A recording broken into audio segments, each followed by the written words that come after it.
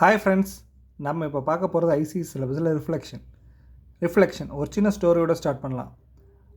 ஆதித்யான்னு ஒரு பையன், அவன் மிரர் முன்னாடி போய் அவன் ரைட் ஹேண்டை தூக்குறான். அந்த மிரரில் அவனோட இமேஜ் அப்படியே தெரியும். ஸோ இதுதான் நம்ம ரிஃப்ளெக்ஷன் சொல்லுவோம். இதில் முக்கியமான விஷயம், ரைட் ஹேண்டை தூக்குறப்ப அதுலேயும் அந்த மிரர்லேயும் தெரியும், பட் ஆனால் அது ஆப்போசிட் டைரக்ஷன் இருக்கும். ஸோ அதுதான் ரிஃப்ளெக்ஷன் அப்படின்னு சொல்கிறோம். Reflection is a mirror image of a point or a figure with respect to the line அப்படின்றாங்க. ஸோ இதில் ஃபஸ்ட்டு இந்த இடத்துல ஒரு மிரர் வச்சுறாங்க. ஸோ இதை மிரர். ஸோ இங்கே தான் ஒரு பாயிண்ட் வைக்கிறாங்க. ஸோ இதை பி ஒரிஜினல் பாயிண்ட் அப்படின்றோம்.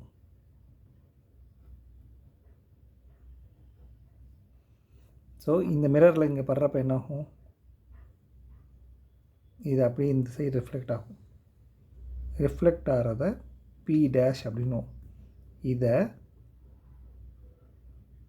ரிஃப்ளெக்டட் பாயிண்ட் அப்படின்னு சொல்லுவோம்.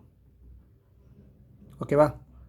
அப்போ இதில் ரொம்ப இம்பார்ட்டண்ட்டான ரொம்ப கிரிட்டிக்கலான பாயிண்ட் என்னன்னா, ஸோ இங்கேருந்து என்ன டிஸ்டன்ஸில் இந்த மிரர்லேருந்து இந்த ஒரிஜினல் பாயிண்ட் இருக்கோ, இந்த ரிஃப்ளெக்டட் பாயிண்ட்டும் சேம் டிஸ்டன்ஸில் தான் இருக்கும். இன்னொரு பாயிண்ட் என்ன, இது பெர்பெண்டிகுலராக தான் இருக்கும். ஸோ இந்த ரெண்டு பாயிண்ட் தான் ரொம்ப கிரிட்டிக்கல் பாயிண்ட். இந்த மிரர்லேருந்து ஒரிஜினல் பாயிண்ட்லேருந்து மிரர் எவ்வளோ டிஸ்டன்ஸ் இருக்கோ அதே டிஸ்டன்ஸ் தான் ரிஃப்ளெக்டட் பாயிண்ட் வரைக்கும் இருக்கும். ஸோ இதுக்கு அப்படியே பெர்பெண்டிகுலராக இருக்கும், மிரருக்கு பெர்பெண்டிகுலராக இருக்கும். ஸோ இந்த ரெண்டு பாயிண்ட் தான்.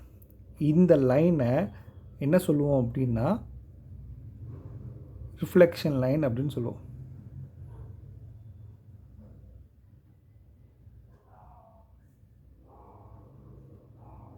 ஓகே, ஸோ இதுவும் சேமான ஒரு வேல்யூ தான் இருக்கும். இந்த இது 90 degree perpendicular to the mirror அப்படின்றது தான். ஸோ இதுதான் ரொம்ப முக்கியம்.